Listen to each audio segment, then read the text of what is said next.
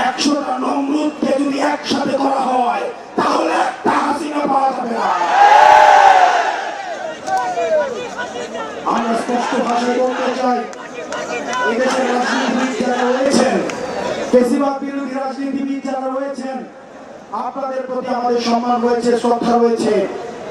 আপনাদের প্রতি আপনাদের দীর্ঘ 1.5 দশকের লড়াই সংগ্রামকে আমরা শ্রদ্ধা জানাই।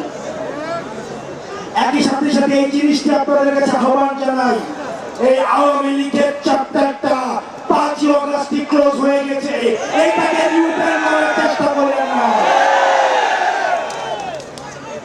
আমাদেরকে বলা হয় বিদেশ থেকে নাকি ইনক্লুসিভ ইলেকশনের এক ধরনের প্রেশার রয়েছে। 2014 সালে যখন বিএনপি নির্বাচনে আসে নাই তখন ইনক্লুসিভ ইলেকশন কোথায় ছিল?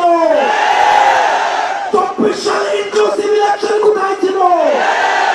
মিডটার্ম ইলেকশনের সময় ইনক্লুসিভ ইলেকশন কোথায় ছিল?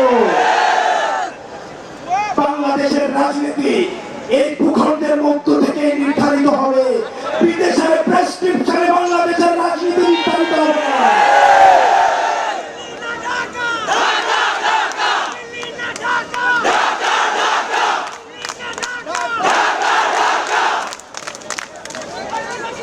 আমরা এই দেশের রাজনীতি আমরা দেখেছি, এই দেশটাতে ভাড়ায় খাটা হাসিনা মূলত হচ্ছে মোদির বেতনভুক্ত কর্মচারী হিসেবে। আমরা দেশের হিস্সা এই জনগণের কাছে তুলে দিতে চাই।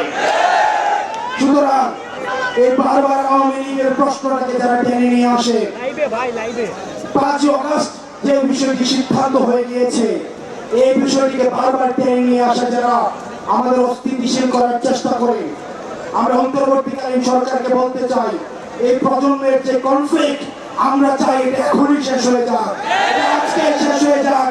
এই আওয়ামী লীগ নামক ভাইরাস নিয়ে এই বাংলাদেশ আমরা একদিনও থাকতে চাই না।